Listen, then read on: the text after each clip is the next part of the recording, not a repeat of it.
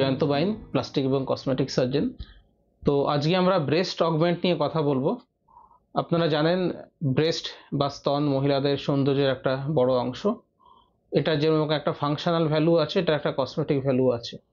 Functional value হচ্ছে ব্রেস্টের থেকে breast milk produce হয়, যেটা ছোট বাচ্চা যখন তার 6 মাস অবধি বয়সে বাইরের কোনো খাবার বিশেষ খেতে পারে না, তাকে যাতে নারিশমেন্ট করা যায়, প্রকৃতি আমাদেরকে সেইভাবে বানিয়েছে যাতে ব্রেস্ট মিল্ক প্রোডাকশন হয় এবং সেই ব্রেস্ট মিল্ক খেয়ে বাচ্চাটা সুস্থ থাকতে পারে, স্বাভাবিক থাকতে পারে, বৃদ্ধি পেতে পারে। কিন্তু কসমেটিক ভ্যালু এটা রয়েছে। ব্রেস্টের সাইজটা যদি কারো ক্ষেত্রে ছোট থাকে, তাহলে তিনি সঠিকভাবে সঠিক মাপের জামা কাপড় পরতে পারেন না। অনেক সময়তেই সে একটা সোশ্যাল এম্বারাসিং থাকে।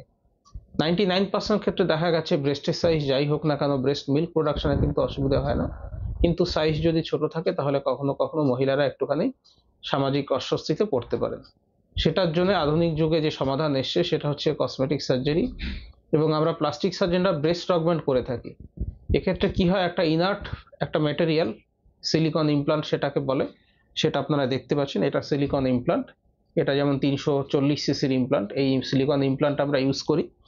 ধরুন এটা যদি কারো ব্রেস্ট টিস্যু হয়, তো ব্রেস্টের নিচে আমরা পকেট তৈরি করি, চেস্ট এবং ব্রেস্টের মাঝখানে পকেট তৈরি করে তার নিচে ইমপ্লান্টটাকে রেখে দেওয়া হয়। ফলে যেটা ব্রেস্ট ছোট লাগছিল সেটা কিন্তু তখন উঁচু হয়ে আসে বা বড় দেখতে লাগে। এই ধরুন ইমপ্লান্ট এটা হচ্ছে ইমপ্লান্ট, এটা হচ্ছে ব্রেস্টের পেছনে ইমপ্লান্টটাকে পজিশন করা হয়। ছোট্ট সার্জারি, এটা আধা ঘন্টা মতো লাগে পুরো সার্জারিটা করতে, এবং আন্ডার অ্যানাস্থেসিয়া সার্জারি করে সেই দিনেই আমরা পেশেন্টকে কিন্তু ছুটি করে দিই। তো ব্রেস্ট রিলেটেড সার্জারি আমি যেহেতু রেগুলারলি করি, আমার কাছে বিভিন্ন পেশেন্টরা বিভিন্ন প্রশ্ন করেন। তো আমি একটা একটা করে প্রশ্ন, যেগুলো মোস্ট কমনলি আস্ক থাকে প্রশ্ন, সেগুলো নিয়ে বলবো এবং ছোট ছোট করে আনসার আপনাদেরকে দিয়ে দেবো। তাহলে ফার্স্ট প্রশ্নটা নিয়ে আমরা আলোচনা করি। প্রথম প্রশ্ন যেটা পেশেন্টরা আমাকে করে থাকেন সেটা হলো, স্যার ব্রেস্ট অগমেন্ট তো করবো, এই সার্জারিতে কতটা ব্যথা হবে? সার্জারি মানে অপারেশন, কাটাছেঁড়া, সেলাই, ব্যথা হবে, এরকম একটা ভয় থাকে। প্রথম কথা হচ্ছে ব্যথা হয় না বললেই চলে। প্রথমত যখন আমরা সার্জারি করব, তখন পুরো জায়গাটা অবাস করে আপনাকে ঘুম পাড়িয়ে নিয়ে অ্যানাস্থেসিয়া দিয়ে সার্জারি করা হবে। ফলে আপনি কিছুই টের পাবেন না। সার্জারির পরে যাতে ব্যথা না হয়, বাড়িতে গিয়ে যাতে ব্যথা না হয়, তার জন্য ওষুধ দেওয়া হয়। এই ওষুধটা 5 থেকে 10 দিন দিনে 2 বার করে খেতে হয়। সুতরাং ব্যথা নিয়ে বিশেষ ভয় পাওয়ার কিছু নেই।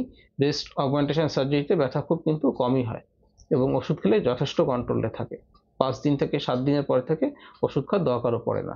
সেকেন্ড প্রশ্ন যেটা থাকেন, স্যার আমাকে হসপিটালে কতক্ষণ থাকতে হবে, কতক্ষণে ছুটি দিয়ে দেবেন? এটা একটা ডে কেয়ার সার্জারি। যেদিন আমরা অপারেশন করব, অপারেশনটা করতে আগেই বলেছি আধা ঘন্টা থেকে 45 মিনিট সময় লাগে, এবং সেই দিন বিকেলবেলাতে কিন্তু ছুটি করে দেওয়া হবে। ডিপেন্ড করে কতক্ষণ পরে ছুটি করবো, সেটা ডিপেন্ড করে আপনি কত তাড়াতাড়ি সুস্থ হয়ে উঠছেন তাদের। কিছু কিছু পেশেন্ট আমাদের কাছে থাকেন, তারা 2 ঘন্টা পরেই বাড়ি চলে যেতে চান। আমি ইউজুয়ালি 4 থেকে 6 ঘন্টা পেশেন্টকে অবজার্ভ করি, তারপরে বাড়িতে ছুটি দিয়ে দিই।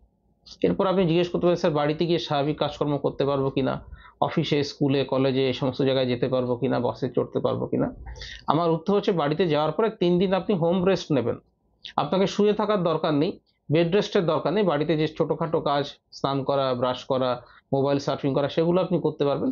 কিন্তু ভারী কাজ, যেমন ভাতের হাঁড়ি উপর দেওয়া বা জামা কাপড় কাচা, কোনো একটা শক্ত দরজা জোর করে খোলা, এই ধরনের অ্যাক্টিভিটি করতে মোটামুটি 5 দিন মতো সময় লাগে। 5 দিনের পর থেকে এই অ্যাক্টিভিটিগুলো করতে পারবেন এবং বাড়ির বাইরেও অবশ্যই বেরোতে পারবেন। আর হেভি এক্সারসাইজ যেরকম জিম করা, রানিং করা, জগিং করা, এই সমস্ত এক্সারসাইজ আপনি 21 দিন পর থেকে করতে পারবেন। আর সেক্সুয়াল অ্যাক্টিভিটি যে ব্যাপারগুলো থাকে, সেগুলো আপনি 4 সপ্তাহ পরের থেকে কিন্তু করতে পারবেন। তো এটা গেল মোটামুটি একটা রিকভারির ব্যাপার, যেটা আপনাদের মোস্টলি একটা কমন কোশ্চেন্স থাকে। নেক্সট আর একটা কোশ্চেন যেটা পেশেন্টটা করে থাকেন, স্যার এই ইমপ্লান্টটা কখনো ফেটে যাবে না তো, বাস্ট করে যাবে না তো? এরোপ্লেনে যদি উঠি, শুনেছি, ভিডিওতে দেখেছি এরকম নাকি বাস্ট হয়ে গেছে। এটা সম্পূর্ণই একটা গুজব। এরকম কোনো জিনিস, এই ব্রেস্ট ইমপ্লান্টগুলো খুব ডিউরেবল, বাস্ট হয় না। আমি আপনাদের জাস্ট দেখাতে পারি, এটা ধরুন ব্রেস্ট ইমপ্লান্ট, এটাকে আমি মুছড়েও দিই, তাহলে কিন্তু দেখুন এটা টটেড হয়ে গেছে। আবার ছেড়ে দিলে যে শেপ, সেই শেপে চলে এসছে। তো এটা বাস্ট করে যাওয়ার প্রশ্নই ওঠে না। এবং আপনারা জানেন ব্রেস্ট অগমেন্ট সার্জারি একটা খুব কমন সার্জারি বিদেশে, মহিলারাও সেখানে প্রচুর এরোপ্লেনে চড়ে। কখনোই কিন্তু সেরকম ওয়ার্নিং দেখা না যে ব্রেস্ট ইমপ্লান্ট থাকলে পরে চড়া যাবে না। এটা একটা সিনেমাতে মজা করে দেখিয়েছিল। সুতরাং সেক্স করার সময় বা অন্যান্য কোনো সময় চাপ পড়লে পরে এটা বাস্টও করবে না, এরোপ্লেন উঠলে ফেটেও কিন্তু যাবে না। এরপরে যে কোশ্চেন্সটা জিজ্ঞেস করা হয় সেটা হচ্ছে, স্যার এটার জন্য খরচ কত হবে? ব্রেস্ট অগমেন্টেশন করার জন্য খরচ কত হবে সেটা ডিপেন্ড করে বিভিন্ন জিনিসের উপরে। একটা, আপনি কোন সাইজের ইমপ্লান্ট ইউজ করছেন সেটার উপরে, কোন ব্র্যান্ডের ইউজ করছেন সেটার উপরে। আমি যেরকম ইউরোপিয়ান ব্র্যান্ড করি এবং আমেরিকান ব্র্যান্ড করি। ইউরোপিয়ান ব্র্যান্ড করলে মোটামুটি আজকে 2025 সালে অ্যারাউন্ড 80 থেকে 90,000 খরচ হয়। এবং আমেরিকান ব্র্যান্ড যদি করা হয় সেটা 1 লাখ থেকে 1,20,000-এর মতো কাছাকাছি খরচা হয়। আপনাকে আমার ক্লিনিকে একবার আসতে হবে, আসার পরে আমরা আপনার মেজারমেন্ট নেব, কোন সাইজের ইমপ্লান্ট ইউজ করা হবে, কোন ব্র্যান্ডের ইমপ্লান্ট ইউজ করা হবে, সব কিছু দিয়ে আপনাকে একটা গ্রস হিসেব আপনার সব কিছু হিসেব করে একটা কত খরচা হতে পারে সেটা বলতে পারি।